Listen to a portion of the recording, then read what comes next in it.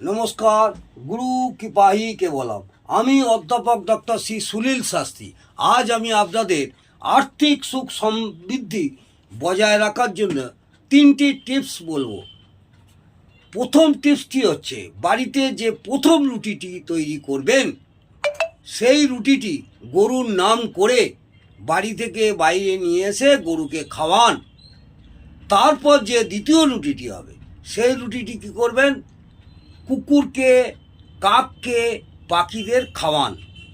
আর রাত্রিবেলা যদি রুটি করেন, সেই রুটির শেষ রুটিটি, যে রুটি করার শেষ রুটিটি, লাস্টের রুটিটি কুকুরকে খাওয়ানোর চেষ্টা করুন।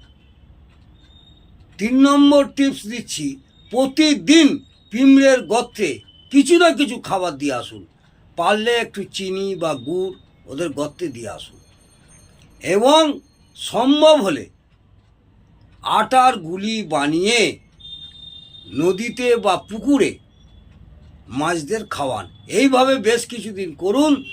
আশা করব আপনাদের আর্থিক সুখ সমৃদ্ধি খুব সুফল হবে এবং বেশ কিছুদিন করে দেখুন, ফল পাবেন অবশ্যই ফল পাবেন। বিশ্বাস করে এই ছোট্ট 3টি টিপস দিলাম আপনাদের। যদি ভালো লাগে একটি লাইক করতে ভুলবেন না।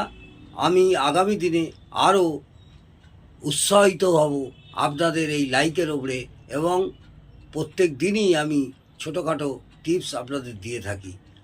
আশা করব আপনাদের ভালো লাগবে এবং উপকৃত হবেন। জয় মা তারা। নমস্কার।